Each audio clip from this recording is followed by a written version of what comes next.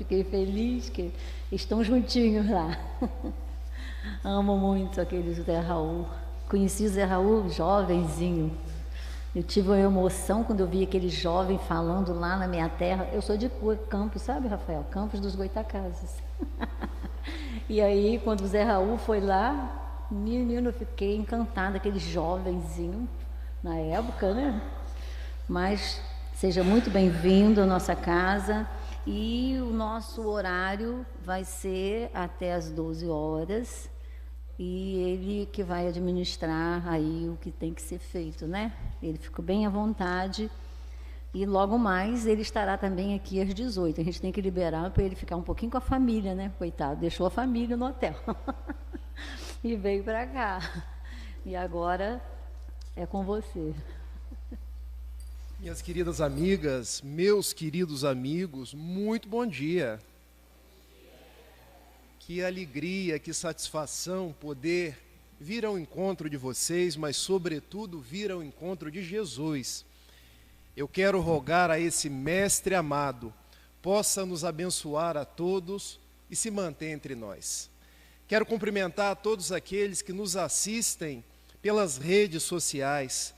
Quero dizer da minha satisfação em poder vir à Casa dos Trabalhadores de Jesus por primeira vez. Aqui já estive virtualmente na época da pandemia, mas presencialmente a primeira vez. A nossa Dejanira já me mostrou a casa, foi me apresentando um por um, e eu já me sinto assim até parte integrante de todo esse trabalho que já faz mais de 100 anos. Se eu pudesse, eu ia ao encontro de cada um de vocês, dava um abraço, cumprimentaria por uma obra que hoje já tem mais de um século, de trabalhos no bem, de trabalhos em favor do Evangelho, em favor de Jesus. Quero cumprimentar duas pessoas muito queridas, as quais eu já conheço desde os meus tempos de Itapiruna, porque se Dejanira é de Campos, eu sou de Itapiruna, um pouquinho mais acima. Está aqui o Átila, está aqui a Ana Lúcia, amigos de longa data, em nome dos quais eu saúdo a cada um de vocês. O nosso Marcelo Turra nos pediu que hoje conversássemos sobre a missão dos espíritas, revendo o projeto. E para a gente começar, eu me lembro de uma canção, que eu não vou cantar, tá, gente? Porque se eu cantar, eu acho que eu não chego nem até às 11 horas. Não sobra ninguém no salão. Mas eu acho que falando a gente se recorda da canção e pode se dar conta do que a doutrina espírita representa nas nossas vidas. Doutrina de amor e luz. Ciência, fé e consolação. Prometida há 2000 anos por Jesus, diretriz da humana perfeição. Proclamam os irmãos dos céus a boa nova, a lei imortal. Homens, fraternizai, vosso Pai é Deus, e sois vós a doutrina universal. Irmãos, é a doutrina espírita, a imensa esperança no porvir. Marchai ao clarão da luz bendita, é nascer e renascer, amar e progredir. Porque marchar ao clarão da luz bendita é nascer e renascer, amar e progredir. Conhecem esse hino ao Espiritismo? E eu perguntaria para vocês, o que seria das nossas vidas hoje se não fosse a doutrina espírita? Eu poderia dizer para vocês que eu estaria, e aqui sem pieguismo, ou num hospital psiquiátrico, ou já no cemitério, porque essa doutrina literalmente salvou a minha vida.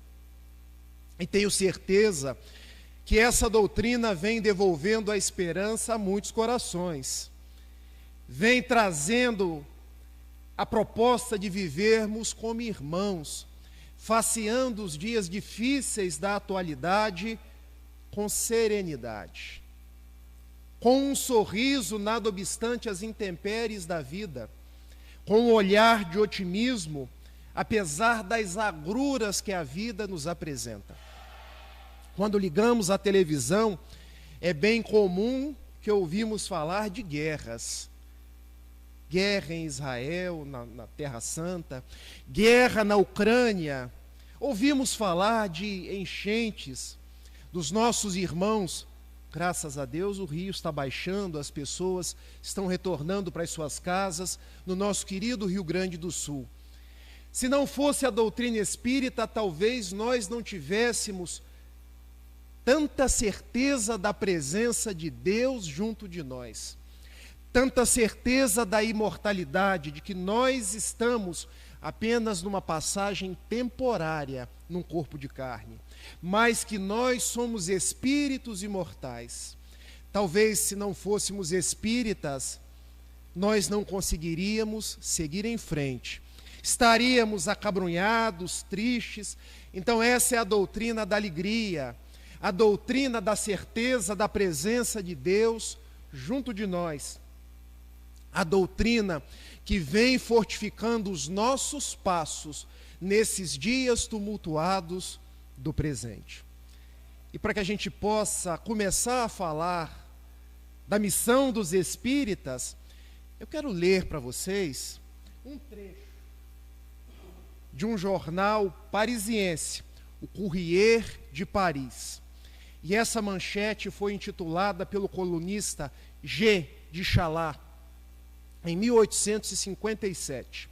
Julho daquele ano, pouco tempo depois da primeira publicação de O Livro dos Espíritos. E observem o que o articulista escreveu.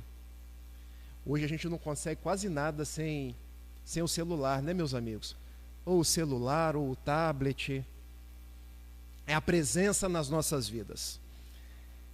A todos os deserdados da terra, a todos os que caminham e caem, regando com as lágrimas o pó da estrada, diremos: lede o livro dos Espíritos, isso vos tornará mais fortes. Há algum deserdado aqui? Há alguém que rega as estradas da vida com as lágrimas? Há alguém que por onde caminha encontra estradas poeirentas de dor e de sofrimento? Eu acho que aqui em Cabo Frio não tem isso, né? Com esse mar maravilhoso, com esse sol que parece 365 dias no ano, a gente sente-se assim, acalorado. Eu acho que ninguém rega com as lágrimas do sofrimento o chão da estrada. Gente, nós somos 8 bilhões de criaturas no mundo, conforme números da estatística do último mês de novembro do ano de 2023. Todos perpassam alguma espécie de sofrimento. Sofrimentos físicos, sofrimentos morais, sofrimentos obsessivos, às vezes falta de dinheiro, às vezes um problema de saúde. E o Courrier de Paris lede o Livro dos Espíritos, porque em 1019 questões, os bons espíritos respondem em formas de palavras de vida eterna, conselhos para os nossos problemas do dia a dia. Mas prossegue o Courrier de Paris.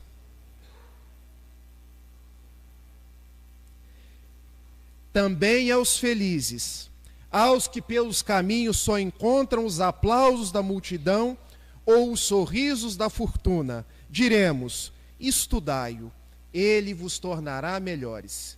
O Courrier de Paris, então, ele se dirigiu tanto aos que sofrem, igualmente aos que já são aquinhoados pela fortuna, ou pelo bem-estar material, ou porque a vida corre tudo bem, porque mesmo nessas circunstâncias, o Livro dos Espíritos, a doutrina espírita, tem respostas proveitosas para o nosso dia a dia. Daí, ser espírita no dia de hoje, trazer o espiritismo como uma proposta que agasalha as nossas almas, não é apenas encontrar um mapa do tesouro, mas é desfrutar do próprio tesouro para que nós sigamos em frente. Que nós, então, desfrutemos desse Consolador prometido por Jesus e possamos a cada dia trabalhar no bem, ser a nossa melhor expressão, servir sem perguntar até quando. E quando ouvimos falar de tantas dificuldades aí fora, termos a certeza de que Jesus se encontra ao nosso lado. Está muito alta a minha voz, gente? Porque a gente vai percebendo tudo o que se passa no salão. Como o Átila e a Ana Lúcia saíram aqui da frente, eu pensei, devo estar falando muito alto. Eu já percebi que ajustaram a câmera lá atrás, mas aí deve ser por conta da altura, porque Deus compensa as almas mais endividadas dando um pouquinho mais de altura. Missão dos espíritas, revendo o projeto. Será que nós, os espíritas, temos uma missão? Primeiro, nós precisamos entender o que é uma missão. Porque muitos pensam que missão é algo especial. Não deixa de ser. Tudo que nós fazemos na vida tem um caráter de especialidade. Por exemplo, eu acabei de visitar os trabalhadores que estão fazendo a comida, que vai servir o almoço daqui a pouco. E eu pergunto para vocês, é ou não é especial? Cortar uma cebola, temperar uma comida, preparar com afeto algo para que as pessoas possam comer, é ou não é uma missão? Prova disso é que quando a gente vai almoçar e quem fez a comida está de mal com a vida, parece que a gente tem uma gastura, a comida não cai bem, porque nós colocamos em tudo que a gente faz os nossos fluidos, os nossos afetos, aquilo que nós somos. Eu visitei a casa da Ana Lúcia na sexta-feira e lá encontrei para mais de 30 cachorros. A minha vontade era de deitar no chão junto com os cachorros. Na impossibilidade de deitar, eu apenas sentei. E aquela cachorrada vinha, e eu brincava com os cachorros, eu já não sabia quem era o cachorro, porque eu me sentia um deles. E eu pensei, que coisa maravilhosa cuidar dos cachorros. Interagir com aqueles que Francisco chamava de o irmão cachorro. É ou não é uma tarefa especial? Quando eu vejo uma mãe, e isso eu posso dizer aqui, tete a tete com vocês, cuidando de uma criança. O dia mais feliz da minha vida foi o dia 10 de outubro de 2018, quando nasceu a minha filha. E eu acompanhei o parto, tá, gente? Eu pedi ao médico para ficar, porque o médico dá uma opção, você fica do lado de trás, porque tem uma cortininha, do lado de trás da cortina, ou se você for corajoso, você pede para ir do lado da frente, onde ele está cortando. Ou se for um parto normal, onde a criança está saindo. Posso ir para o lado da frente? Você vai aguentar? Já vi muitos pais desmaiarem.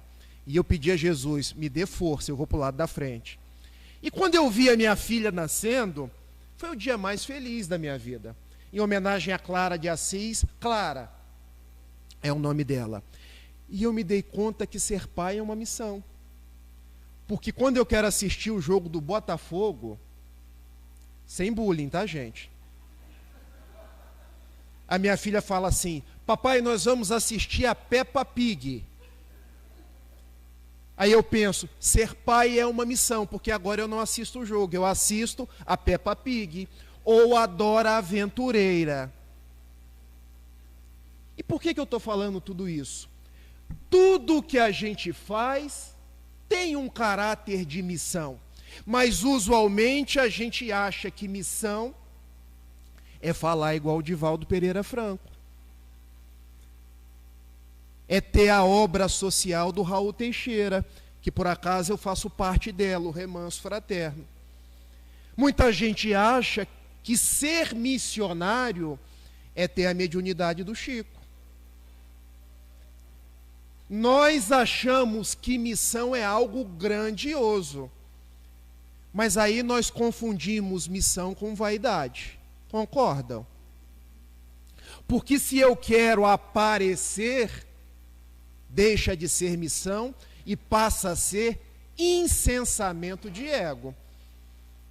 Porque eu estou querendo likes nas redes sociais. número de seguidores. Eu estou querendo descer de uma palestra, ao invés de pensar que eu estou trabalhando para Jesus, e esse grupo chama Trabalhadores de Jesus. Eu quero que as pessoas venham ao meu encontro. Nossa, como você fala bem. Aí deixa de ser missão. Entenderam a diferença, gente? Quando eu estou na porta de uma casa espírita, recebendo uma pessoa, que bom que você veio. Eu estava te esperando. Eu acho isso fantástico. Porque se ganha alguém para Jesus com contato, com afeto, com acolhimento. Já se deram conta disso? Uma vez eu cheguei na casa espírita em Itaipuaçu. Já ouviram falar em Itaipuaçu? Pertence a Maricá. Um senhor veio para mim e me deu um abraço. Até aí tudo bem. Mas logo em seguida ele me disse: eu já disse que te amo hoje. E eu estranhei. E eu me perguntei, por que eu estranhei? Porque não é comum as pessoas dizerem eu te amo. E aquele senhor estava dizendo eu te amo. E eu me perguntei, qual o problema de dizer eu te amo? Por que não dizer mais eu te amo? E naquele dia eu cheguei em casa e disse, Gabriela, eu já disse que te amo hoje. E ela me perguntou, o que você está querendo? Porque a esposa, usualmente, quando a gente começa a dizer muito eu te amo, ela pergunta, o que você está querendo? É porque a gente diz pouco. Então, meus amigos, missão dos espíritas, o espírita aqui não é o Rafael, também o Rafael. O espírita não é apenas o orador, o médium. Espírita somos nós, todos. Ah, mas eu não me sinto espírita ainda. Por quê? Ah, porque eu faço tanta coisa errada. Tem alguém aqui que não faz? Se tivesse, não estaria num mundo de provas e expiações. Nós somos espíritos imperfeitos, que caminhamos para a luz, na boa palavra do benfeitor Emmanuel. Nós estamos na grande missão de nos tornarmos pessoas melhores. Então, missão dos espíritas é a missão de todos nós. E não é uma missão que quer dizer fazer algo grandioso, mas fazer nas pequenas coisas que nós fazemos o nosso melhor. Compreenderam? Missão não é ser grande. Missão quer dizer, em tudo que eu faço, eu coloco a minha melhor expressão. Daí Fernando Pessoa, o poeta português, diria, se queres ser grande, sê apenas inteiro. Põe quanto és no mínimo que fazes. Assim em cada lago a lua toda brilha, porque alta vive. Olha que interessante. Para ser grande não precisa ser grandioso, precisa ser inteiro. Colocar-se inteiramente em cada coisa que você faz. Olha que legal. Quando eu estou fazendo uma visita, eu sou um missionário. Quando eu sou mãe, eu sou uma missionária. Quando eu estou na minha casa lavando uma louça, gente, se alguém não lavar a louça, fica uma bagunça, não fica? Eu me lembro de minha mãe dizendo assim para mim, meu filho, por que você não lava o copo que você toma água? Vai quebrar a sua mão? Mamãe, vou lavar. E eu me dei conta que não bastava eu ser o trabalhador da casa espírita, eu podia ser o trabalhador também da minha casa. Lavando um copo, forrando uma cama.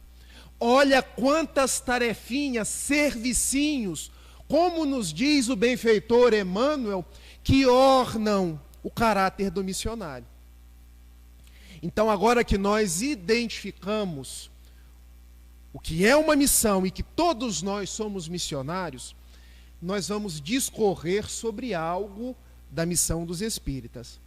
E o Marcelo Turra, ele nos pediu que nós conversássemos sobre rever o projeto. O que é rever um projeto? Nós temos um projeto. Agora nós precisamos repassar aquele projeto. Ver se ele está sendo bem cumprido. Se um engenheiro vai rever um projeto, ele vai rever as bases, a estrutura, os cálculos, a execução. É o que nós vamos fazer hoje. Como anda o nosso projeto?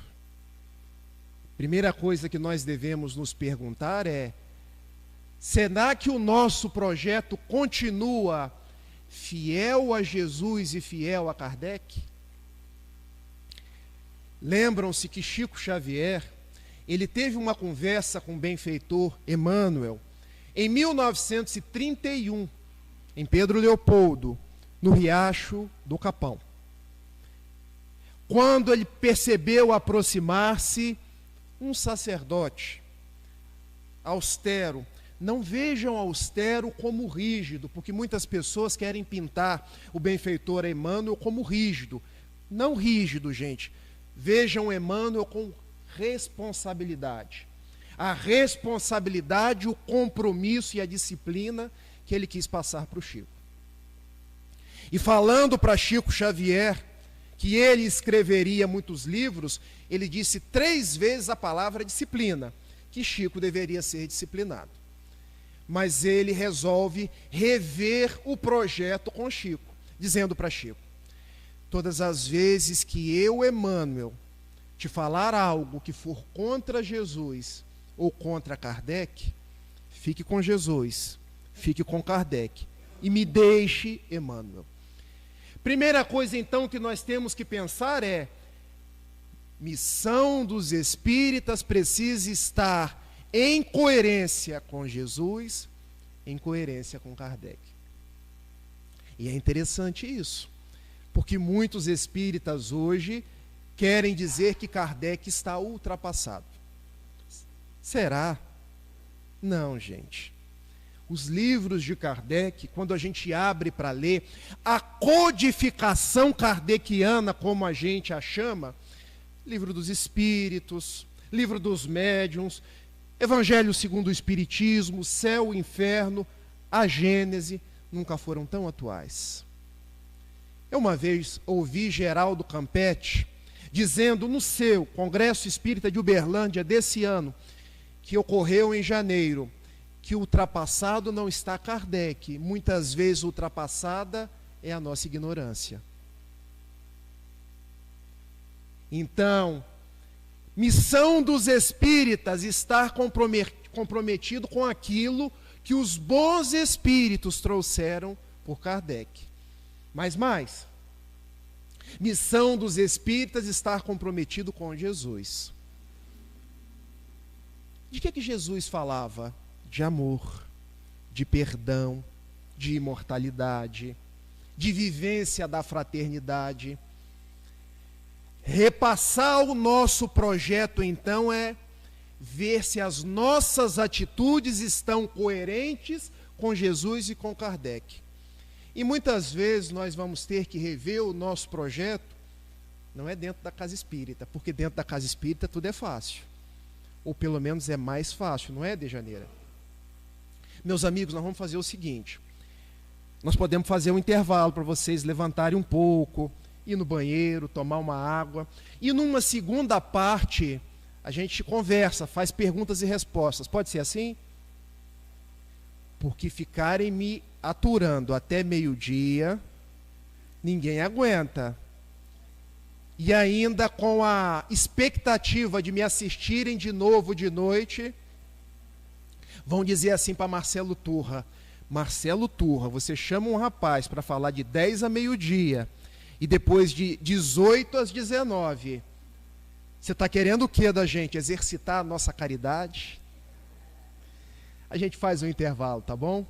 Quando a gente caminhar 1 hora, a gente faz um intervalo e depois a gente volta com algumas perguntas e respostas, a nossa conclusão.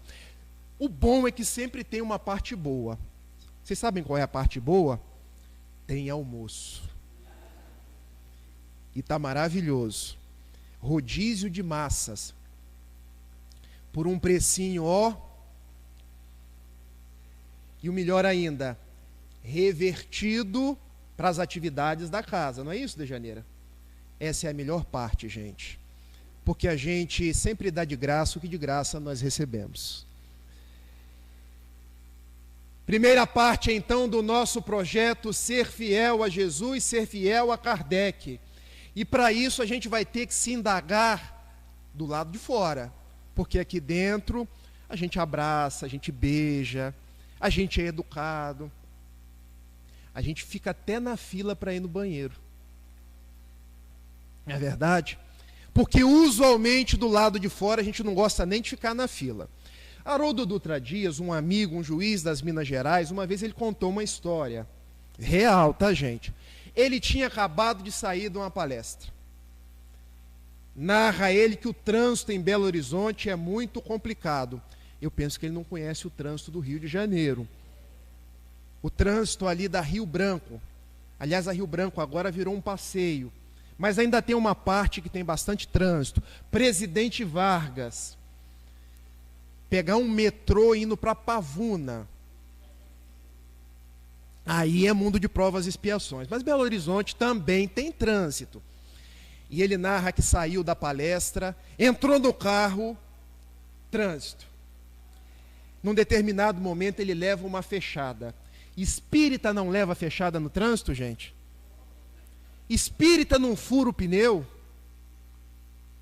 Eu costumo dizer que costuma acontecer ainda mais. Levar fechada, furar pneu, alguém brigar com a gente. Para quê? Para testar a nossa paciência. Olha, eu estou lembrando de você, hein? Juro. Tá vendo? Eu tô lembrando dela, Dejanira. Eu olhei e eu lembrei. Daqui a pouco eu vou lembrar seu nome. Aí o Haroldo conta que ele tomou uma fechada.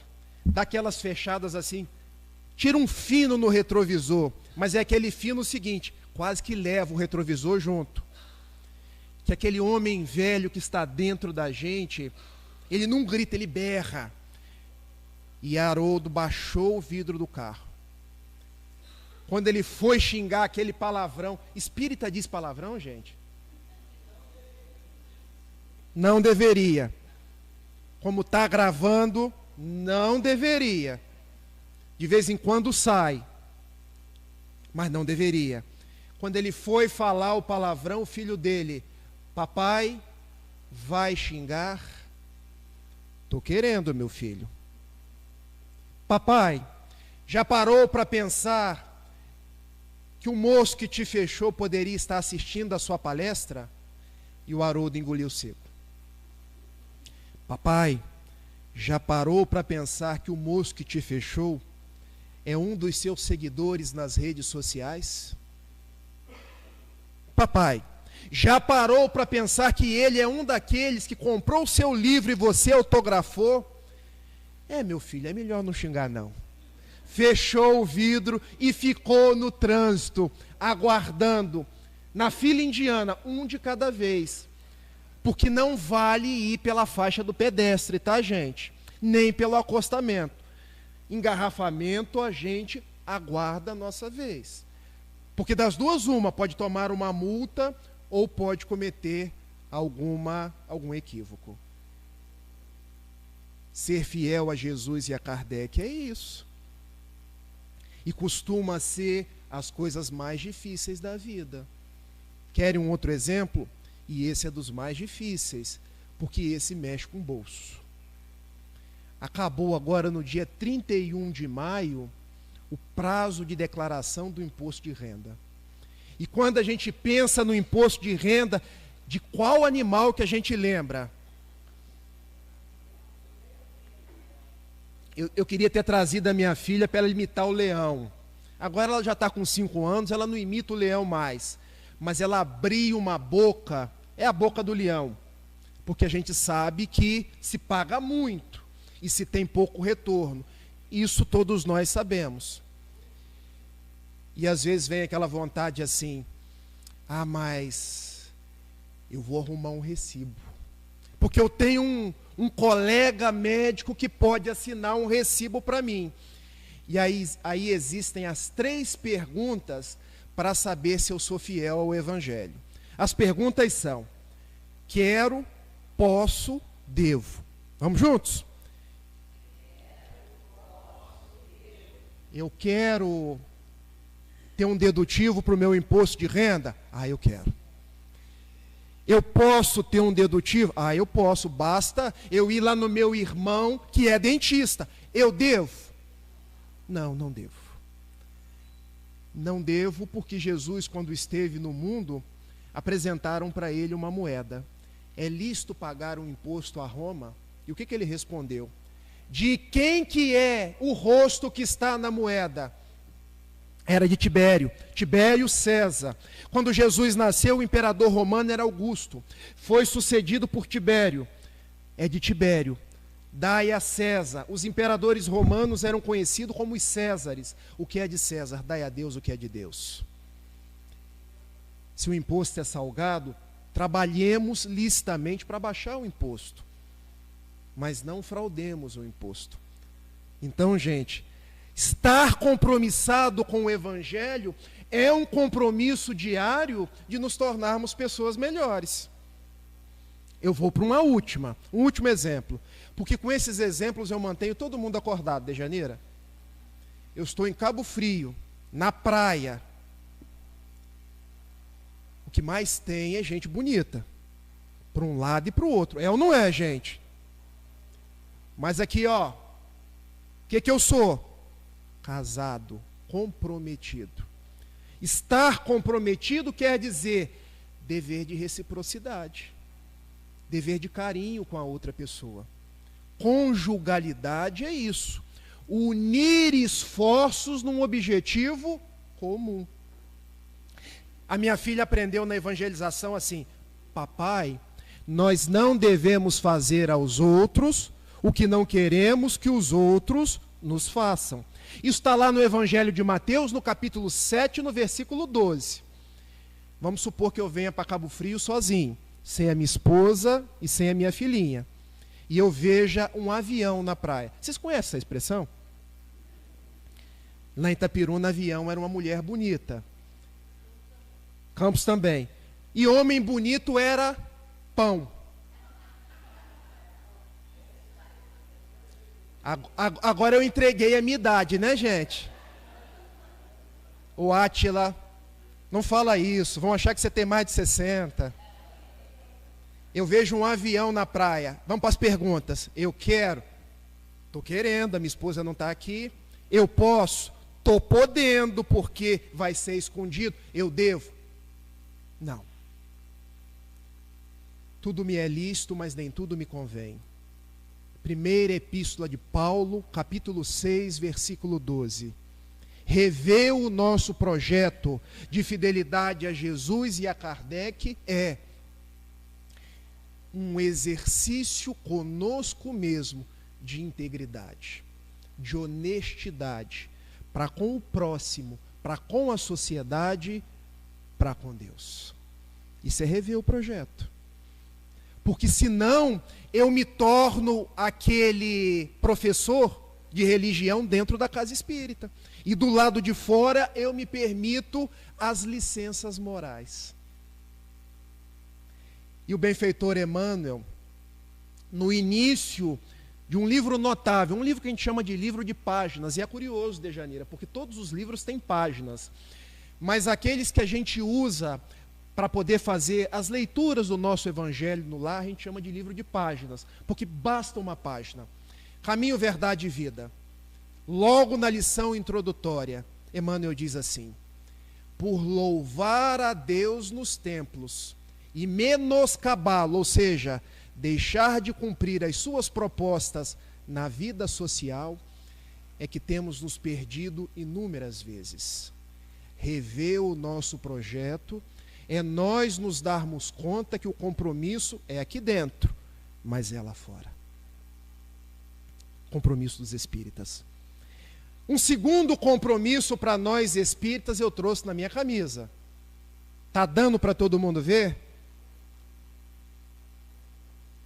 Está no Evangelho segundo o Espiritismo, no capítulo 6, uma mensagem do Espírito de verdade. Espíritas, amai-vos. Eis o primeiro mandamento. Espíritas, instruí-vos. Eis o segundo mandamento. Há aqui uma ordem, não há, gente? Vocês acham que o Espírito de verdade colocaria uma ordem se não fosse para a gente ler com uma determinada ordem? Ele poderia dizer assim: espíritas, amai-vos e instruí-vos. Mas ele disse: espíritas, amai-vos. Eis o primeiro mandamento. Por quê? Porque o nosso primeiro compromisso é amar. Vocês acham que o Putin não é instruído? Falando sério. Putin é cristão, gente. E eu aqui não quero entrar nesses assuntos polêmicos. Eu fujo deles. Vocês acham que o Hitler não era instruído? Vocês acham que os grandes déspotas do mundo não eram instruídos? Basta ser instruído? É preciso amar. O distintivo é o amor. Por isso Bezerra de Menezes dizia: de nada adianta uma mente cheia de conhecimento se o coração permanece escuro. E eu quero fazer uma reflexão com vocês. Hoje nós lançamos uma sonda para ver o planeta Marte. Nós sabemos os elementos que tem no planeta Marte. O homem já foi na Lua. Neil Armstrong, em 1969, pisou na Lua e disse de lá: um pequeno passo para um homem e um grande passo para a humanidade. Hoje os cientistas decodificaram o genoma humano. Mas curioso, nós temos guerras no mundo, em pleno século XXI. Curioso, nós temos gente passando fome na África. Curioso, nós temos pessoas morrendo com frio no Brasil. Poucas, mas tem. Porque existe um descompasso entre o nosso avanço intelectual e o nosso avanço moral. Por isso, missão dos espíritas: amar e instruir. Mas a primeira missão é amar. Nós vimos a casa espírita todo domingo para aprender a amar e instruir também. Sabe para quem instruir, Dejaneira? Eu vou conversando com ela, porque a gente vai dialogando. Quanto mais a gente se instrui, mais a gente percebe que não sabe nada. Já se deram conta disso? Eu, quando me formei em Direito, 2002, estou quase entregando a minha idade, tinha 22 anos, eu achava que eu sabia mais do que o professor. Vaidade, gente. Usualmente os jovens são mais vaidosos. Hoje eu já passei dos 40 e paro por aqui, eu não preciso falar mais nada. Hoje eu tenho a certeza de que eu não sei absolutamente nada. Eu já estou completando a segunda faculdade, psicologia. Quanto mais eu estudo, mais eu tenho a certeza de que nada sei. E me recordo de Sócrates, o filósofo, que é um dos precursores da doutrina espírita, quando ele dizia: só sei que nada sei. Por quê? Nós estamos num universo com 2 trilhões de galáxias. Uma dessas galáxias é a nossa, a Via Láctea. Só na Via Láctea tem de cerca de 100 a 400 bilhões de estrelas. Uma dessas estrelas é o Sol. Uma estrelinha de quinta grandeza. Quinta grandeza não quer dizer que é importante, quer dizer que é das menorzinhas. Ao redor do Sol gira 9 planetas. 9 não, 8, porque um foi rebaixado à categoria de planeta anão. Quando eu estudei, Plutão era planeta, hoje já não é mais. Um dos menores planetas é o nosso, a Terra, no qual tem 3 milhões de espécies. Uma dessas espécies é a nossa, Homo sapiens sapiens. Somos 8 bilhões de encarnados. Se contarmos os desencarnados, conforme informações do benfeitor Emmanuel, no livro Roteiro, nós devemos ter 8 bilhões de encarnados e cerca aí, estou fazendo as contas aqui, para inteirar 22, 14 bilhões de desencarnados. Vocês acham que a gente sabe alguma coisa? Não, não sabemos. Mas cada dia nós podemos aprender. Isso é uma metáfora. Porque tem muitas pessoas que olham o copo.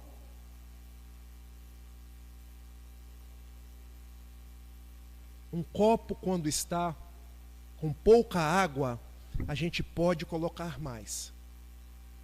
Mas se ele está completo, o que a gente pode colocar nele? Nada. Nós estamos no mundo enchendo o nosso copo. Não tenhamos a vaidade de que nós saibamos alguma coisa. Por isso, estudar o Espiritismo, refletir sobre a proposta espírita, porque quanto mais a gente estuda, mais a gente aprende a amar. Quanto mais a gente reflete nas obras de Kardec, nas lições do Evangelho, mais nós aprendemos a nos tornar pessoas melhores. Mas lembrem-se, amai-vos em primeiro lugar, porque a mensagem de Jesus permanece. O meu mandamento é este, que vocês vos amem como eu vos tenho amado. Jesus fez distinção entre as pessoas? Ele amou Miriam de Migdol. E essa personagem é controversa, tá, gente? Porque quando a gente lê o Evangelho, ela era portadora de 7 demônios. Ele amou a obsidiada. Nas palavras de Humberto de Campos, no livro Boa Nova, ela era uma prostituta. Jesus amou a prostituta. Jesus amou o ladrão. Aliás, Dimas, quando estava do lado dele, Senhor, lembra-te de mim quando estiveres no reino dos céus. Ainda hoje te digo, estarás comigo no reino dos céus. Jesus amou os homens do templo, tanto que ele foi visitar a filha de Jairo, dizendo, Talita cum, menina, levanta-te. Jesus amou os pescadores. Jesus amou a mulher Ciro Fenícia. E o que estava fora de Israel, porque a Ciro Fenícia hoje é ali Líbano, Síria, está ali naquelas circunscrições. Era considerado um povo pagão. Então Jesus amou os pagãos. Não façamos nós as distinções que Jesus não fez, porque ele incluiu a todos. Missão dos espíritas, amar e instruir, não para ficar metido, mas para amar ainda mais. Vamos para um terceiro aspecto? Quando vocês quiserem parar, a gente para, tá, gente? Quando estiverem cansados, podem dizer assim para mim. Terceira missão nossa, reforma íntima. Essa todo mundo conhece, né, Dejaneira? A famosa frase do Evangelho segundo o Espiritismo, no capítulo 17, no item 4. Reconhece o verdadeiro espírita pelo número de questões do livro dos Espíritos que tem de cor na cabeça. Falei errado? Vamos de novo. Agora eu vou me esforçar. Reconhece o verdadeiro espírita por saber de cor e salteado os versículos da Bíblia. Agora está certo? Reconhece o verdadeiro espírita por andar com camisas, dizendo, sou espírita. Agora está certo? Não passei no vestibular. Vou ter que reencarnar, começar tudo de novo. Vocês me dão mais uma chance? Vocês são igual benfeitores espirituais, hein? Dão inúmeras chances. Agora eu acho que eu vou, hein? Porque se eu não conseguir, eu vou ler o livro. Reconhece o verdadeiro espírita pela sua transformação moral e pelos esforços que empreende por domar as suas más tendências, as suas viciações. Vou perguntar para o povo do lado de fora. Agora está certo? Gente, vocês já se deram conta que o que o palestrante faz é relembrar vocês? Vocês já sabem. Uma vez um benfeitor disse assim, meu filho, quando você vai fazer uma palestra, muitas das coisas que você vai dizer, as pessoas já sabem. Não fique com o ar de professor, que você não é. Devolva às pessoas esperança. Devolva às pessoas a certeza de que Jesus está com elas. As pessoas hoje precisam de paz. E Jesus é a paz que o coração das pessoas precisa. Porque para a instrução elas leem um livro. Você está lá para as pessoas me ouvirem através das suas palavras. Eu falei, que máximo. É o que eu tenho tentado fazer. Muitas vezes não consigo, a grande maioria porque sou uma pessoa imperfeita. Missão dos espíritas é transformação moral. E essa frase é uma frase que a gente precisa ler com olhos de ver. Porque aqui tem um pronome possessivo. Tem professor de português aqui dentro, gente? Você? O pronome possessivo, você me corrige, pode até vir aqui. Quando utilizado antes da transformação, que é um substantivo, pode dar uma certa ambiguidade, não pode? Por que a ambiguidade? Reconhece o verdadeiro espírita pela sua transformação. É a sua ou é a sua minha?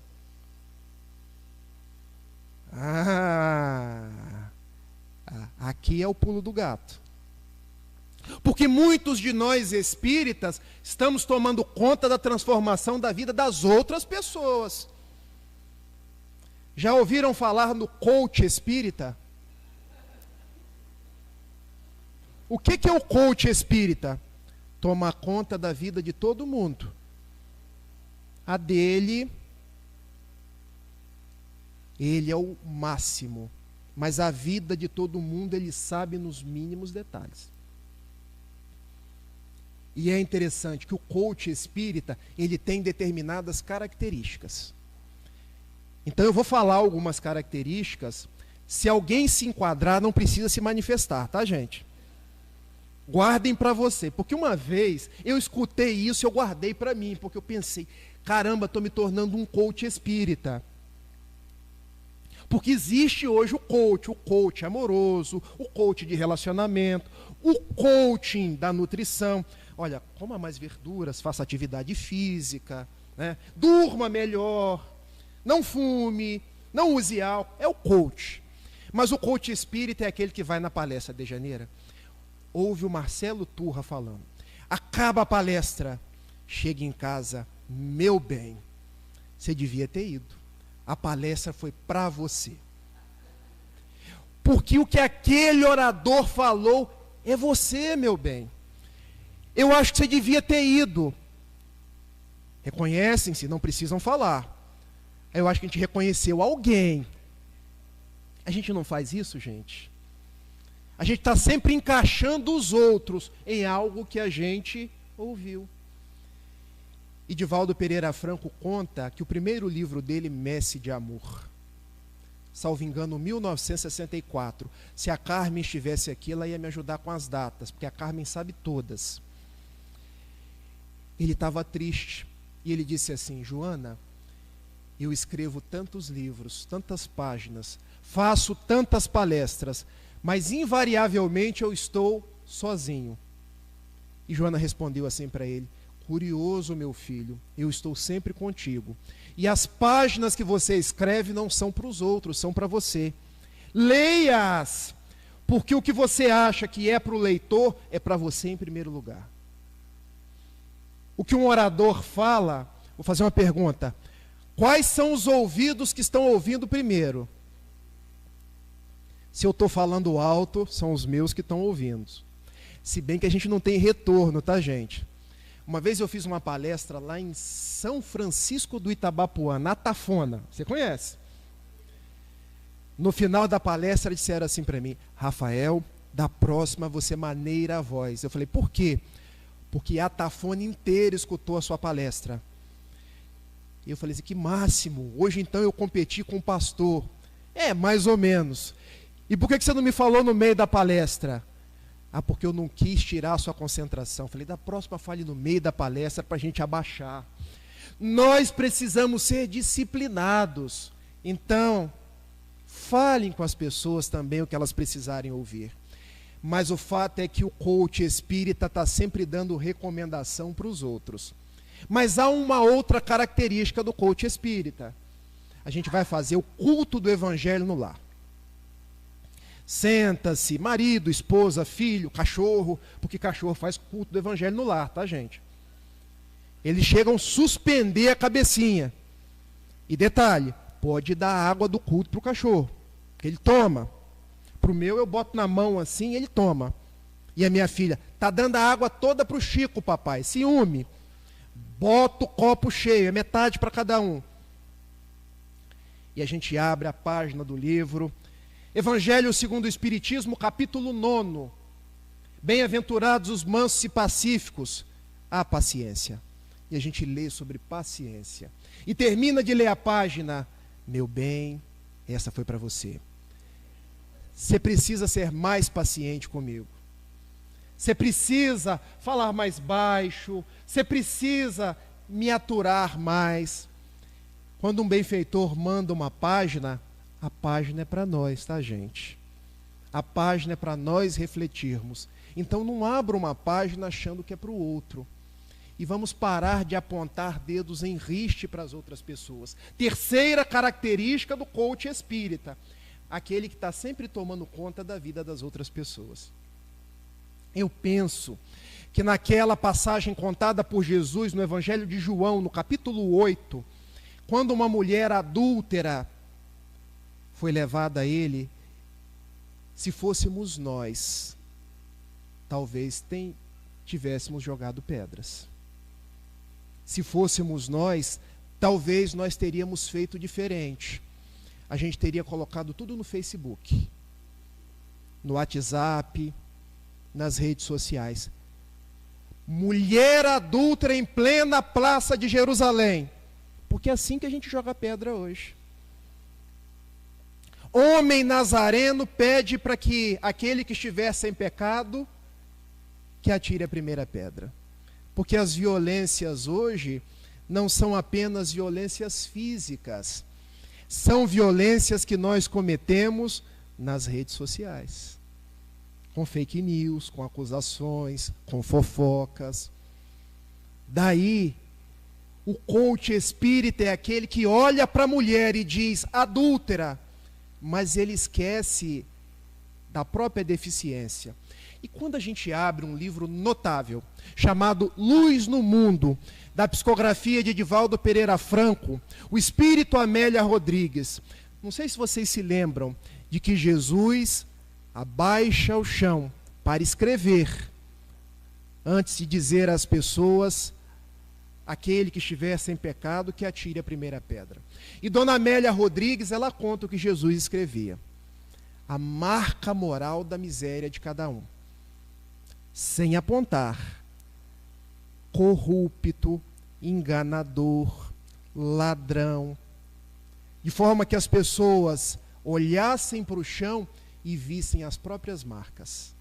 Quando então ele pergunta, aquele que estiver sem pecados, que atire a primeira pedra, as pessoas, mas eu sou ladrão, não posso acusar a mulher. Mas eu sou corrupto, não posso acusar a mulher. Mas eu pego o dinheiro que jogam no gasofilácio do templo, eu não posso acusar a mulher. Daí, rever o projeto é rever esse compromisso nosso de nos transformar.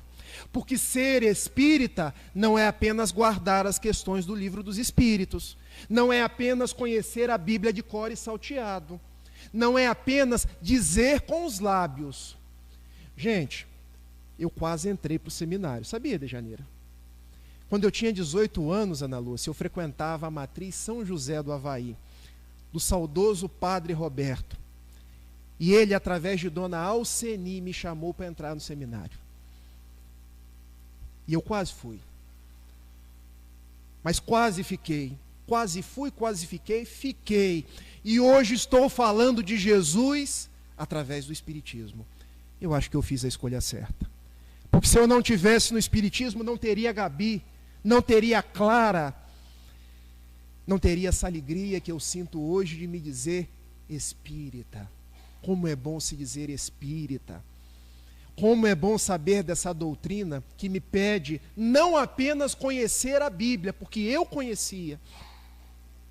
Eu conheci os antigos textos de Isaías, e há uma fala de Isaías que eu reputo espetacular, e que é transcrita pelo evangelista Mateus, quando Jesus diz assim: esse povo ainda me honra com os lábios, mas mantém o coração distante de mim. O que isso quer dizer, gente? Transformação moral é falar menos, agir mais. Não adianta dizer, eu te amo, Jesus. E eu de fato amo, mas tratar mal as pessoas. Vim aqui fazer um discurso lindíssimo e ser um déspota no lar. Conhecer todas as questões, mas ser uma pessoa completamente ignorante na rua. Transformar-se, ser a melhor expressão, exercitar-se todo dia nos valores morais. E a pedagogia de Kardec, que era um professor, coloca para a gente: combater os vícios, um esforço diário de combater os vícios. Vocês percebem? Me ajude você que é professora de português, que eu também te conheço. Estou reconhecendo tanta gente, hein? Aquele que se esforça, Kardec diz, aquele que já conseguiu? Não. Ele diz aquele que se esforça. Porque uma caminhada de 1000 passos, nós começamos pelo primeiro passo. O espírita não é aquele que já conseguiu. Gente, eu atendo tantas pessoas hoje como estagiário, e as pessoas chegam com tantas culpas, tantos remorsos, verdadeiramente colocando pedras na cabeça. Eu não consigo ser o espírita que eu gostaria. E eu pergunto, você tem se esforçado? Porque a meta não é já conseguir, a meta é se esforçar. A meta é, se eu cair, a misericórdia de Deus me levanta, mas eu levanto, sacudo a poeira e dou a volta por cima. Isso é ser espírita, porque a mensagem espírita é uma mensagem libertadora, não é uma mensagem limitadora. Guardem isso. O espiritismo não limita ninguém, porque Deus conhece as nossas fraquezas. Vocês acham que Deus não conhece o que se passa nas vossas cabeças? Que os benfeitores não conhecem o que se passa nas vossas cabeças? Conhecem, gente, mas eles vos amam desse jeito. Vamos nos amar também, e vamos nos esforçar de onde nós estamos, seguir em frente. Vamos fazer aquela pausa? 10 minutinhos, beber uma água, banheiro, e a gente volta. Fazer alguma pergunta, alguma consideração, trazer alguma coisa que possa agregar, até mesmo alguma crítica, por que não? Nós conversarmos aqui agora, eu estou à disposição. Tá?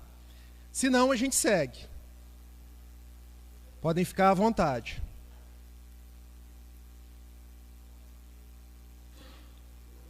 Agora, seguinte, como é que a gente vai fazer para poder ouvir a voz dela, né?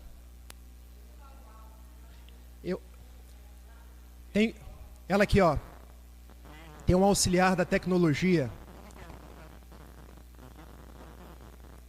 É o seguinte, Rafael, eu já frequento a casa há um bom tempo, sabe? Já trabalhei aqui no Grita e tudo mais. Eu tenho uma vida meio complicada, porque eu tenho muito compromisso fora da casa. Às vezes fico até com problema de consciência, sabe? Então, aí eu fico pensando assim, eu estou cumprindo com meus compromissos fora, né? E nem tanto atuante dentro da casa. Essa situação, como que eu devo encarar com menos remorso? Ai, meu Deus. Essa situação é uma situação que às vezes perpassa muitos corações. E nós não nos damos conta de como as pessoas hoje são visitadas pela culpa, pelo remorso, pelas cobranças excessivas. Então observe, minha amiga, nossas respostas aqui agora vão se dar a título de contribuições, tá? De forma que a gente possa chegar a algumas conclusões que possam ser úteis para vocês. O nosso compromisso espírita não pode ser visto de uma forma muito rígida, algo que coloque para a gente um peso que às vezes quando a gente está cumprindo a atividade, a gente está se sentindo pesado, numa obrigação. A gente tem que fazer as coisas com leveza, com alegria, dentro das nossas possibilidades. Eu me recordo de minha esposa perguntando assim para mim: Rafael, qual o sentido da minha vida? E eu dizia: Gabriele, mas uma pergunta tão complexa para eu te responder de uma forma tão simples. Quando a nossa filha nasceu, eu acho que ela descobriu o sentido da vida dela. Porque tomar conta da nossa filha, acordar de noite, levar para o colégio, tem dado um sentido à vida dela. Muitos de nós achamos que o compromisso espírita é ficar 24 horas na casa espírita, participar de todas as palestras, de todas as atividades. Mas não, gente. A gente dá conforme as nossas possibilidades. É isso que Simão Pedro disse na sua carta. Cada um dá os dons conforme os recebeu, como bons multiplicadores da grande graça de Deus. Nós temos os nossos compromissos sociais. Nós temos a nossa profissão.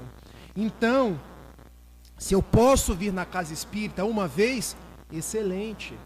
Se eu posso vir na casa espírita 2 vezes, excelente. Agora, eu tenho meus compromissos fora também, sendo que um grande compromisso nosso chama-se família.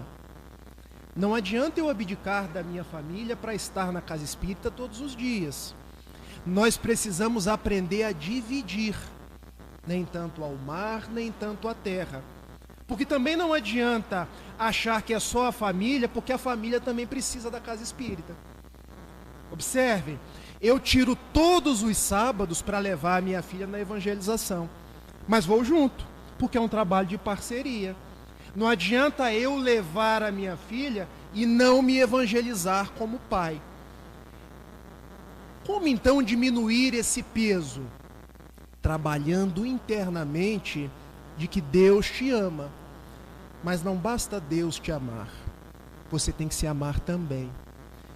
Enquanto psicólogo, eu tento muito recuperar o ânimo das pessoas. Num processo que eu chamaria de, num primeiro momento, você precisa se conhecer. O autoconhecimento da questão 919 do Livro dos Espíritos. Conheça-se. Quais são os seus valores? As suas possibilidades? De que tempo você dispõe?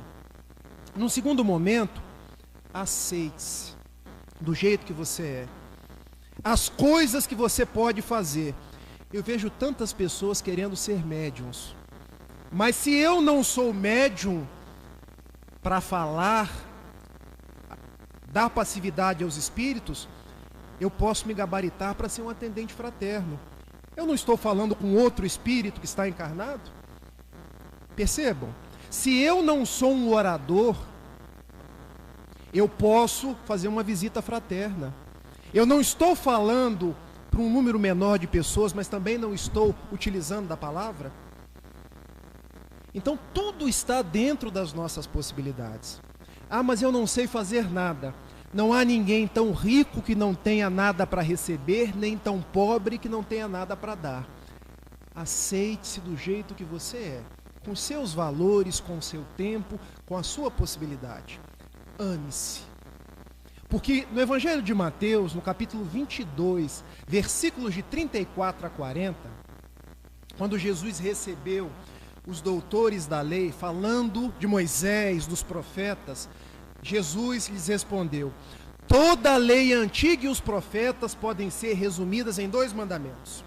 Amar a Deus sobre todas as coisas, amar ao próximo como a si mesmo. A gente se esquece de nos amar. Até mesmo porque, meus amigos, Eu só amo o meu próximo se eu me amo, porque a boca fala do que o coração está cheio. Se eu me cobro muito, eu tendo a cobrar as outras pessoas. Se eu não me perdoo, eu tendo a ser rígido com as outras pessoas. Se eu sou muito inflexível comigo, eu tendo a ser inflexível com as outras pessoas. Conhecer-se, aceitar-se, amar-se, para depois transformar. Agora, essa transformação é um processo, é dia a dia, sendo que você tem ao seu lado um anjo de guarda, que necessariamente é um espírito superior ao seu, que te dá conselhos, que vibra junto com você. Você tem espíritos familiares e, sobretudo, você tem Jesus. Viver é um grande presente de Deus. E a gente pode substituir a culpa, porque a culpa, ela nos faz perder tempo e energia por responsabilidade. Eu sou responsável, eu posso seguir em frente. Eu não preciso agir à guisa do que os outros querem, à guisa do que os outros acham que eu devo fazer. Eu preciso conectar-me com Jesus, orar, conversar com Ele e seguir em frente, porque eu tenho certeza, Ele te ama. Mais alguém? Não, eu só queria falar que o que você respondeu para ela serviu muito porque eu ia falar. Porque o ano passado e esse ano eu tive, nunca houve isso, eu era uma pessoa morava aqui dentro de Janeiro, fazia um quartinho que eu vinha para cá, e de repente, por questões de saúde da minha família, do meu cunhado, da minha irmã, eu tive que me ausentar muito, muito, né? E adoeci também. Acabou que eu tive esse início de ano, tudo que você puder imaginar de sistema nervoso. Aí o médico pediu até que eu tirasse umas férias da própria família. Eu passei uma semana em Juiz de Fora e fiz outras coisas. Porque quando eu vim para os trabalhadores, até amigos, eu parei de frequentar, porque não eram daqui, eu achava que eu não tinha que ir, fiquei muito com a família e de repente adoeceu todo mundo. E somos muito poucos, eu sou a mais velha, tive que ficar tomando conta. Mas quando você falou para ela, respondeu, de certa forma você me respondeu, né? Porque eu ficava assim, será que é isso mesmo? Eu parar com o meu trabalho, trabalhadores, para atender a minha irmã, para atender o meu cunhado, e eu vi que agora está dando para equilibrar. Inclusive eles estão passeando, já passaram da fase e eu estou me reequilibrando. Mas foi muito difícil. Confesso que foi muito complicado, porque eu queria entender, né, o meu comprometimento familiar, que eu escolhi. Mas será que eu escolhi passar por isso? Né? Foi muito ruim. Né? Mas agora a gente vê que é isso mesmo. Obrigado pelo seu depoimento, que serve para muitas pessoas. Nós temos uma cultura de nos cobrar demais. E a gente pode diminuir essas autocobranças. Essa é uma cultura muito ocidental, tá, gente? De muita cobrança, de muita rigidez, perfeccionismo. A gente pode substituir isso por uma vida mais leve. Sabe por quê? Quando você reencarnou, de fato, você estabeleceu determinados compromissos. Grande parte desses compromissos foi com a sua família. Então, estar ao contato da sua família é um compromisso com Jesus. Por que o compromisso com Jesus é apenas aquele que eu tenho dentro da casa espírita?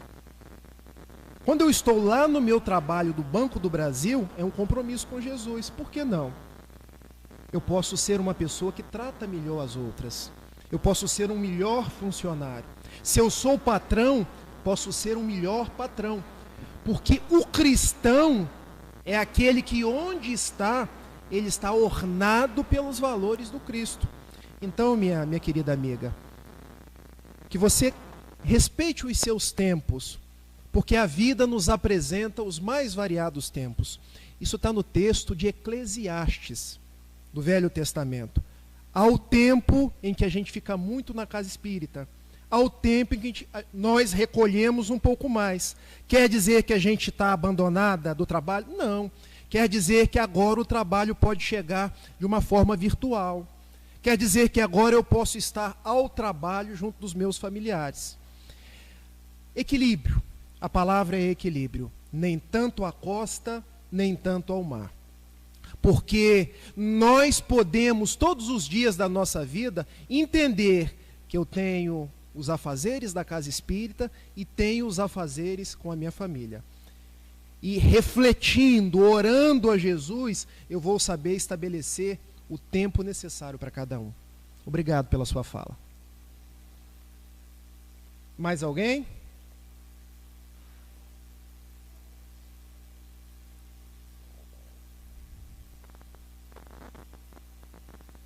Em primeiro lugar, quero agradecer a sua palestra, como todas as outras, né, que eu tenho ouvido aqui, que está muito enriquecedora.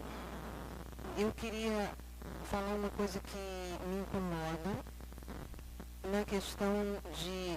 A gente ouve as palestras, né, os ensinamentos de amor, de fraternidade, e, no entanto, aí você olha para certas situações da sua vida, mas eu estou brigada com fulano, eu não quero mais conviver com ciclano.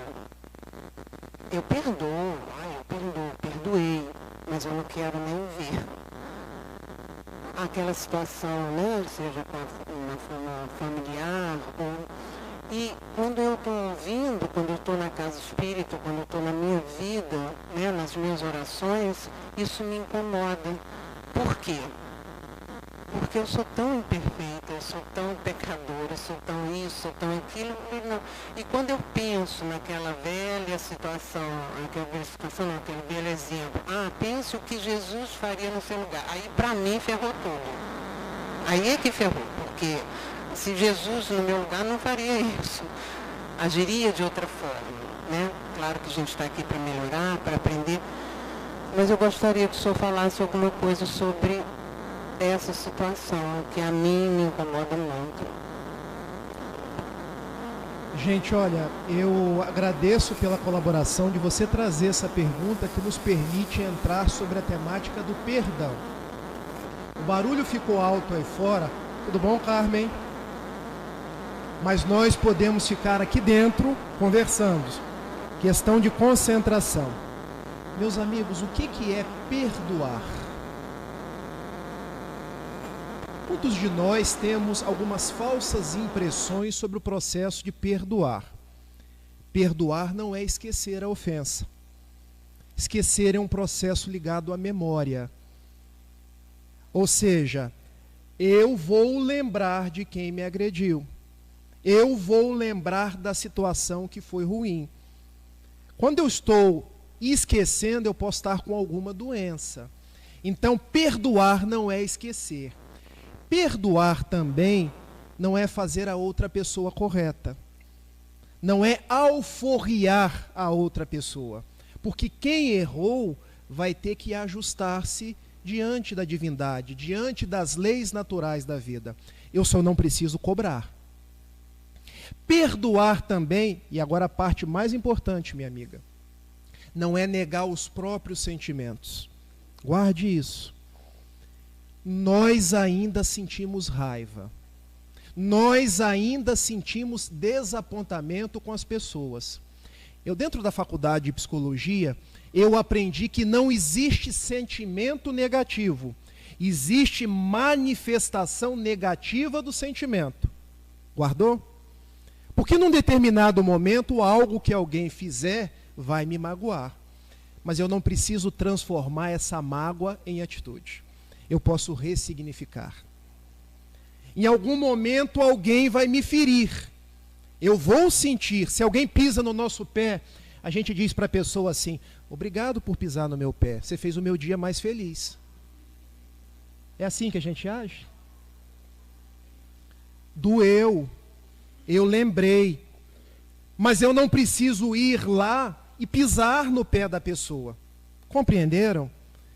Perdoar não é esquecer, perdoar não é absolver a outra pessoa, mas deixar que ela arque com as consequências das causas que plantou. E perdoar não é negar o próprio sentimento, porque você vai sentir, mas não precisa transformar o que você sentiu em atitude, porque aí você está se vingando. O que é perdoar? É não deixar que o ato da outra pessoa te faça mal, vá te envenenando e te perturbe a vida. Perdoar, igualmente, é não permitir que uma coisa que já passou continue presente, de forma que você vá todos os dias com aquilo presente na sua vida te fazendo mal. Compreendeu? Quando a gente abre a questão 887 do Livro dos Espíritos, lá Kardec indaga aos imortais: como é esse processo de amar o meu inimigo, se eu, para com o meu inimigo, eu tenho aquelas dificuldades naturais? E os bons espíritos respondem: amar o inimigo não é ter o mesmo amor que eu tenho para com os meus amigos. Amar o meu inimigo é rejeitar a vingança, é devolver o mal que me fizeram com o bem. Então, qual é a sua postura? Você sentiu, você se lembra, mas você não vai se vingar. Você não vai permitir que a outra pessoa continue ainda hoje te fazendo mal. Isso é lá com ela. Ela vai arcar com as consequências dos atos dela. Nem vai permitir que o passado se torne presente. Perdoar é libertar-se. Você vai se libertar todos os dias. Aí você poderia me dizer: mas o que Jesus faria no meu lugar? Ele perdoaria, com certeza. Ele nem se sentiria ofendido. Mas nós não somos Jesus ainda. Aceite-se no estado que você se encontra. E eu quero te dar um exemplo. Você tem filhos? Quando um filho seu faz uma travessura, algo que você... Filho, você não deveria agir assim. Você continua amando aquele filho? Jesus te ama do mesmo jeito. Te aceita do mesmo jeito. Então pense que Jesus te ama do jeito que você é. E Ele confia que você vai seguir em frente, nesse processo de ressignificar o que a outra pessoa fez com você. Ressignifique, transforme em algo que te dê força para seguir em frente. Deixe a outra pessoa. Tire esse entulho da sua tela mental. E pense: Jesus me ama. Tá bom, minha amiga? Espero ter te ajudado. Não se cobre. Ame-se e prossiga. Mais alguém? Se não tiver, a gente segue com a fala aqui até a gente terminar.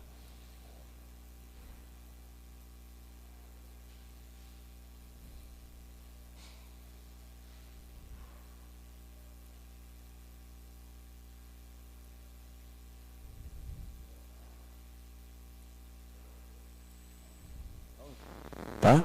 Agora sim. Agora sim. Boa tarde, quero agradecer ao Rafael pela palestra. Está sendo muito produtiva. E eu queria colocar uma questão muito particular. Fique à vontade, tá? Tá. O que acontece? Eu sigo há um bom tempo a filosofia budista tibetana. Me identifiquei muito com essa filosofia e eu sigo até hoje. Mas eu vejo também, até por ter lido, quando eu era mais novo, livros espíritas, eu acho que a filosofia espírita de Kardec, ela é muito construtiva e benéfica e bastante atual, inclusive. Então eu estou vou colocar assim, eu estou num dilema muito particular. Até porque eu estou há 4 anos aqui em Cabo Frio e o local que eu frequentava no Rio. E eu vejo assim que eu sinto uma certa atração pelo espiritismo. Mas o budismo ainda está muito presente em mim. Como eu poderia me posicionar dentro dessas duas filosofias que realmente, para mim, são essenciais na minha vida? Seria isso. Agradeço. Excelente a sua pergunta. Questão 842 do Livro dos Espíritos. Dentre todas as propostas religiosas, qual aquela que mais se aproxima de Jesus? Pergunta Allan Kardec aos espíritos: aquela que fizer mais homens de bem, menos hipócritas. Aquela que mais se aproximar do amor e da caridade. Ou seja, aproxime-se daquela que te propicie ser um homem de bem. Aproxime-se daquela que te ensine a amar. Aproxime-se daquela que traga valores nobres para a sua vida, para a sua vivência diária. A resposta está no seu coração. Eu digo para você que em muitas situações o budismo se aproxima do espiritismo. Tanto isso é verdade que Joana de Ângeles, na sua série psicológica, num livro chamado Plenitude, ela praticamente descreve as 4 nobres verdades deixadas pelo Buda numa proposta espírita. O sofrimento existe, ele tem uma causa, essa causa pode ser combatida e há um caminho óctuplo. Pensar corretamente, falar corretamente, ouvir corretamente, agir corretamente, esforçar-se corretamente, concentrar-se corretamente. E tem mais 2. Daqui a pouco eu lembro. Ou seja, existe uma aproximação do budismo com o espiritismo, porque todo esse esforço por vencer o sofrimento através do caminho óctuplo nada mais é do que o nosso esforço de transformação moral. Também o budismo fala da reencarnação. Também o budismo fala da imortalidade. Também o budismo fala dessa perfeição relativa. Lá eles chamam de o nirvana, a plenitude. Então, meu amigo, siga o seu coração. Continue vindo na casa espírita, aurindo esse clima de paz, e que você possa aí tornar-te cada dia uma pessoa melhor, porque o mais importante não é a religião em si, o mais importante é quando nós aprendemos a amar. Mais alguém, gente?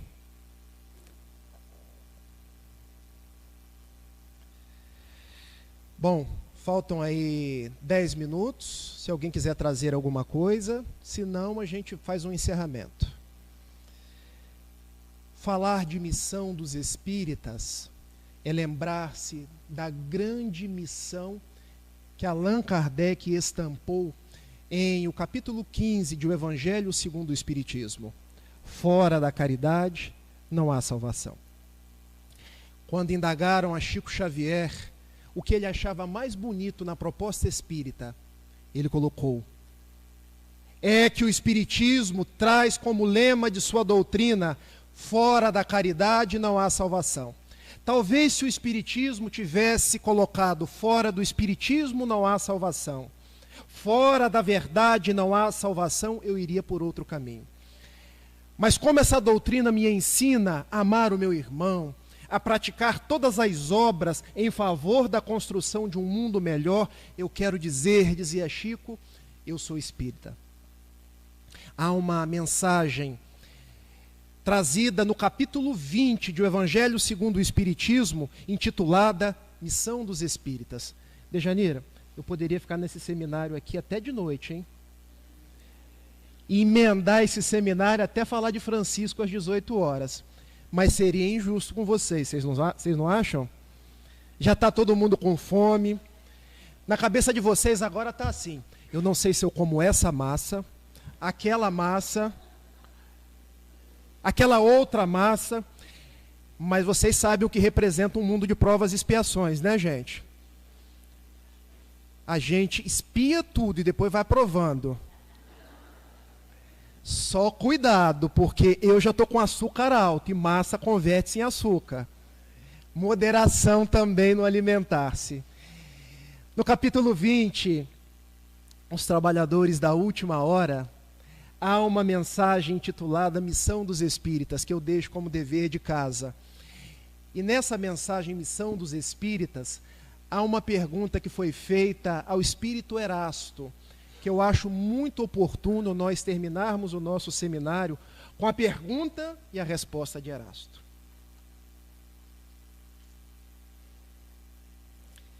Perguntaram para ele: Se entre os chamados para o Espiritismo muitos se transviaram, quais os sinais pelos quais reconheceremos os que se acham no bom caminho? Interessante, né? Parece assim, qual a receita do bolo? 2 copos de leite, 2 ovos. Essa era a receita da broa que eu fazia lá em Itapirona. Qual a receita para saber se eu sou um bom espírita? Se eu estou no caminho? Muitos perguntam assim, bom, eu já sou espírita, eu quero saber se eu estou no caminho, se eu permaneço no caminho. E olha o que responde o benfeitor Erasto.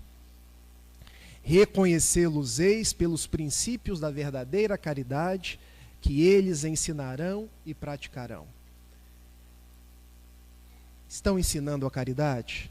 Estão praticando a caridade? Verdadeiros espíritas. Reconhecê-los-eis pelo número de aflitos a que levem consolo. Estão consolando aflitos? Uma vez, Divaldo Franco, na concha acústica da UERJ, a Carmen estava em todas, e eu também. Eu já conheço a Carmen muito antes dela me conhecer, porque ela vendia os livros do Divaldo e eu ficava só espiando. Ele disse assim, às vezes nós não estamos consolando aflitos, porque o grande aflito somos nós mesmos.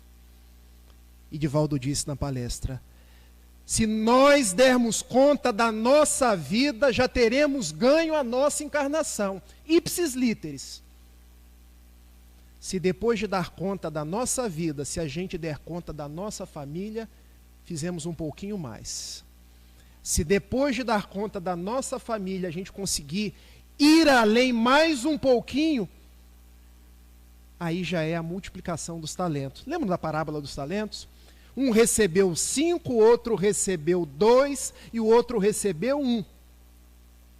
O que recebeu 1, gente, é para dar conta da própria vida. Porque nós somos aflitos.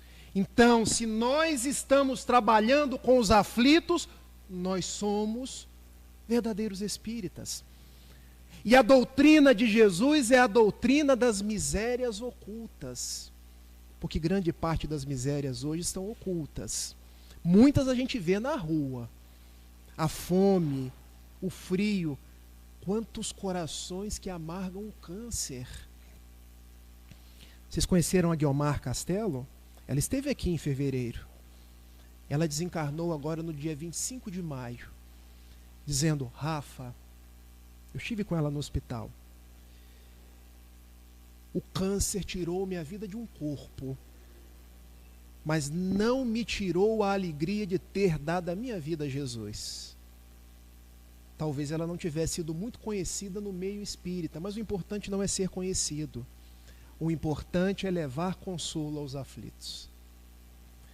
Permanece Erasto, reconhecê-los-ei pelo seu amor ao próximo. Eu vejo Jorge Alahá falando sempre, quer conhecer se nós estamos próximos de Jesus?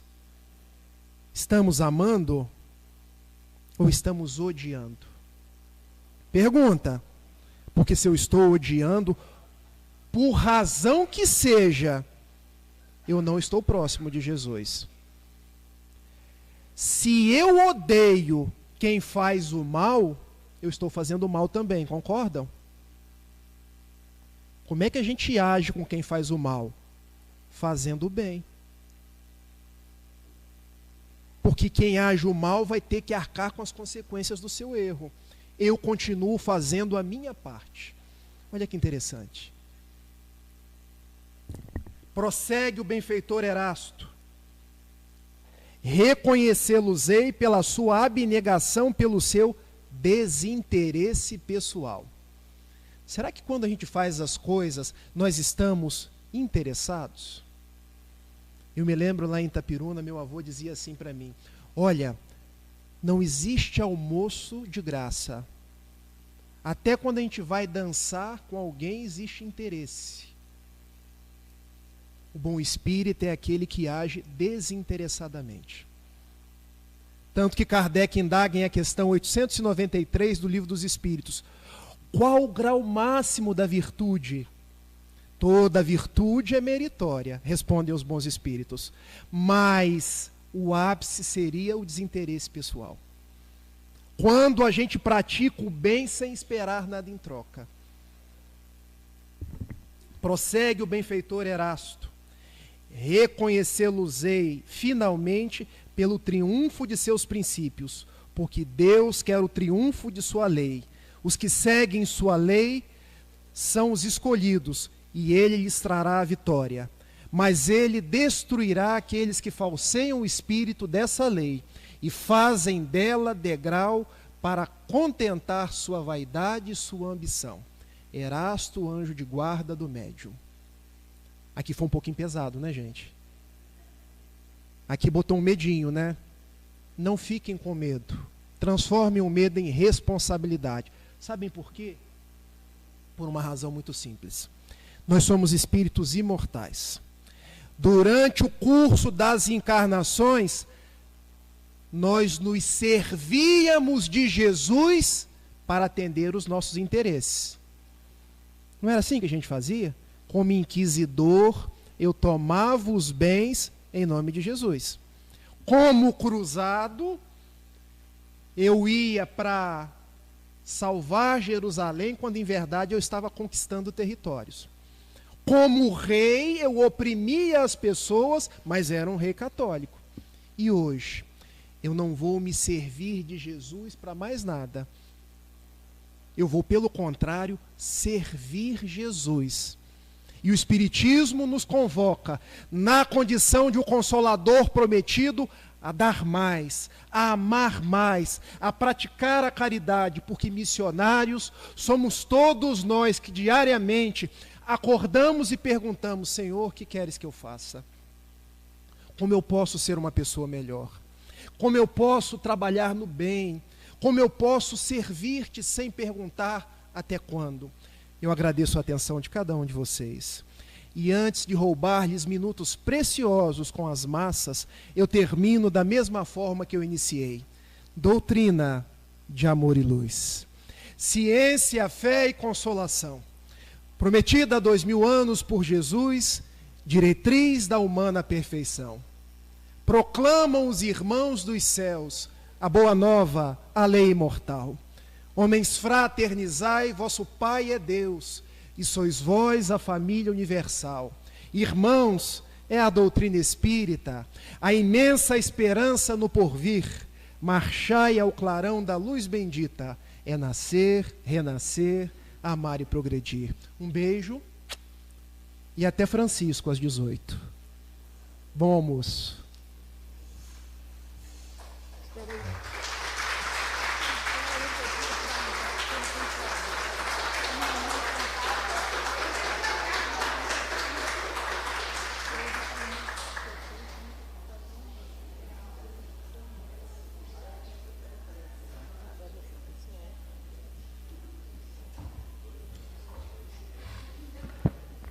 Bem, eu quero agradecer a presença de todos e espero que a maioria também vai ficar para o almoço, né? Porque eu sempre falo, a gente faz a oração, a gente ouve as coisas boas.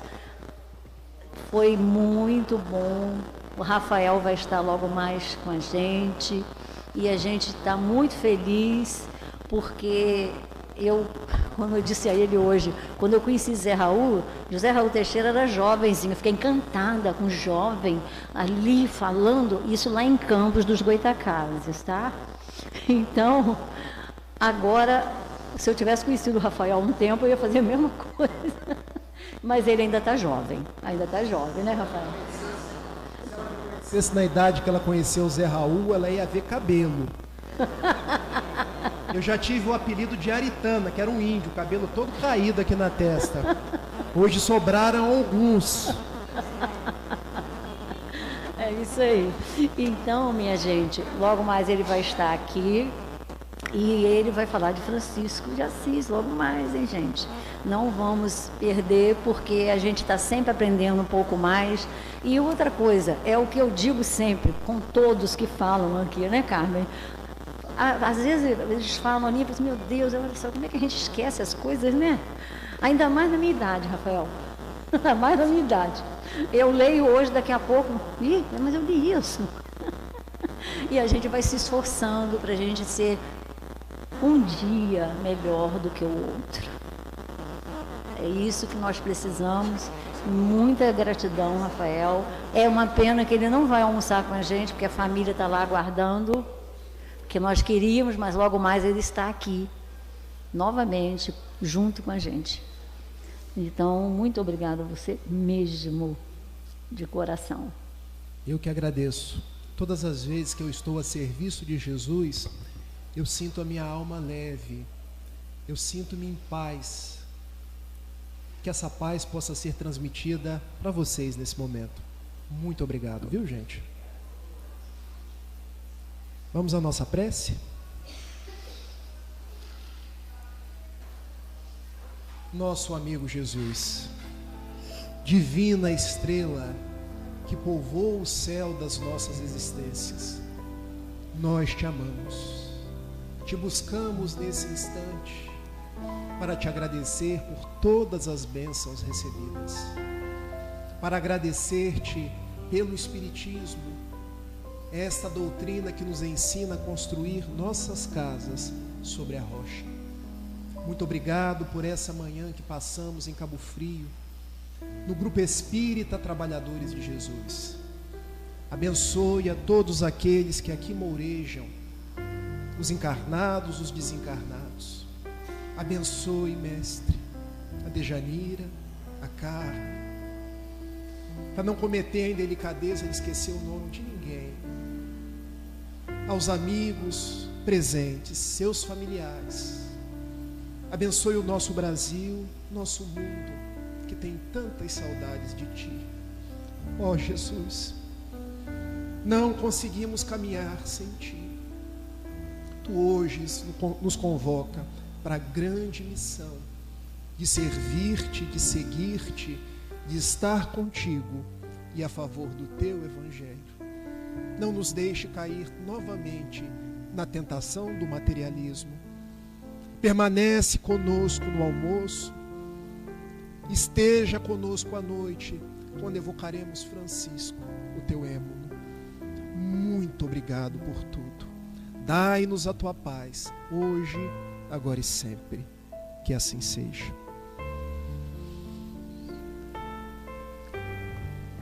Então agora nós... Pessoal, vamos aguardar um pouco aqui dentro e nós vamos fazer o sorteio aqui de umas canetas do CTJ, algum brinde, tá? Para dar um tempinho para o pessoal da cozinha finalizar o nosso almoço. Dejanira, pede ao Rafael para escolher um número aí de 1 a 85. De 1 a 85.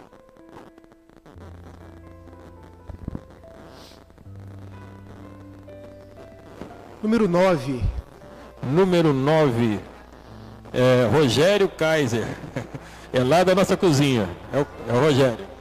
Pode escolher, Rafael. Mais números. Mais um? Pode ir, tem 10 brindes aqui. Agora para os trabalhadores da última hora, hein? 80. 80. Sueli Moura.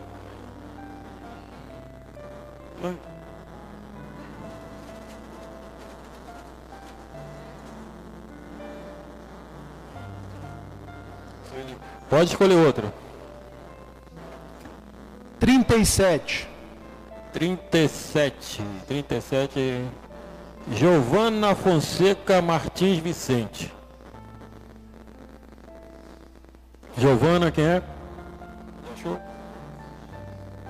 Eu não estou marcando aqui quem já tirou. Pode ir outro, Rafael. 68. 68. Inácio. O resto não dá para ler. Inácio.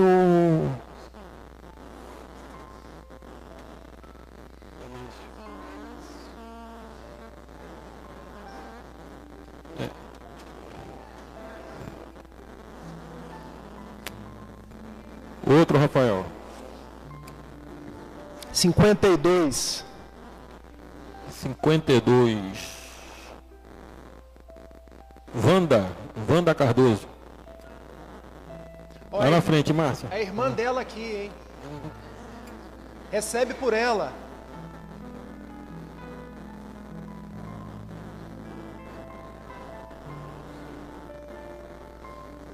Mais um, Rafael. 37. 37 já foi. Eita, falei a mesma vez, o mesmo número. É. Caramba. 21. 21 é Valquíria Marques dos Santos. É da nossa recepção aqui.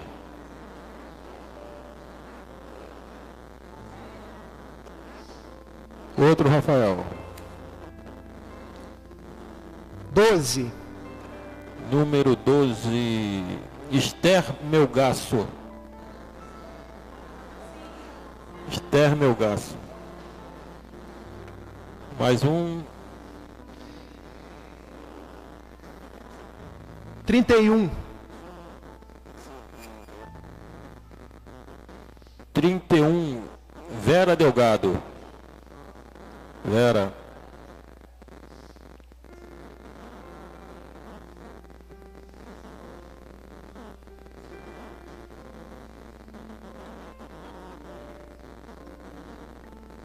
Pode ir, Rafael, outro. 46. 46. Elizabeth Lichon. É isso? Não, Elizabeth San... Lichon. Sichon.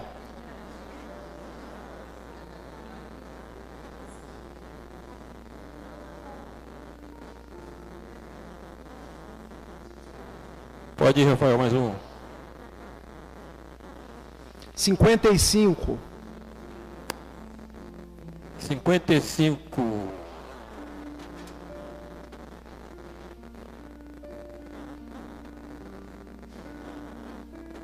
É Valdelice.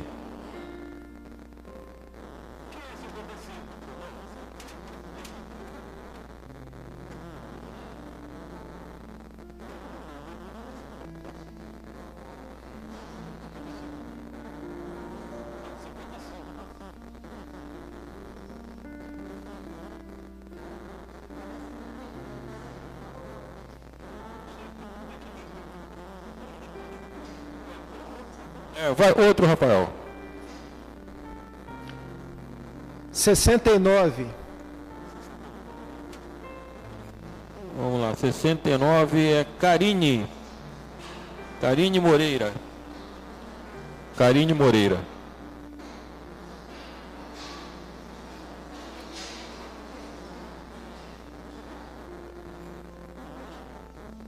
Mais um, Rafael, fazendo favor. 33. 33. Átila.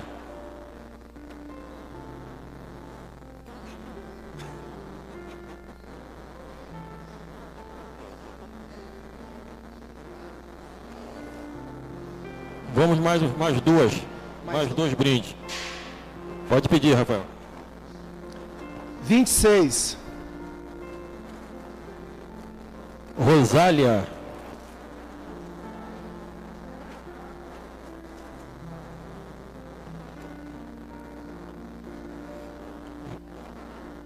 Vamos ver quem vai tirar o último. 72. 72.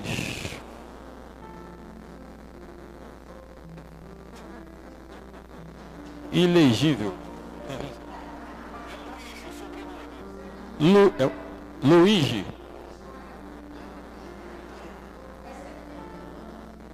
Setenta e dois.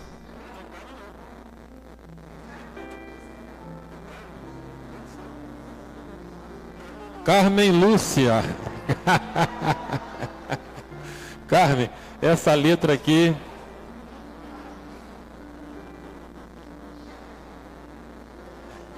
Ainda bem que você guardou seu número, que a gente não ia ler, não.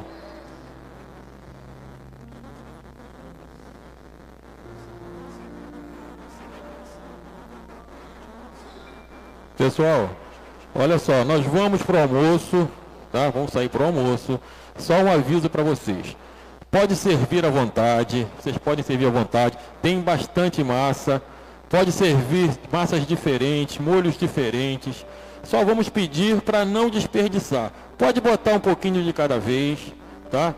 A gente não desperdiçar e pode comer à vontade. O que pode acontecer é a massa terminar, mas o pessoal já está colocando no fogo novamente, tá? E vamos, como a gente faz sempre, vamos dar prioridade aos que necessitam, tá? Vamos dar prioridade aos mais idosos, aos que têm dificuldade de locomoção, tá? E qualquer dúvida nós estamos aqui para sanar.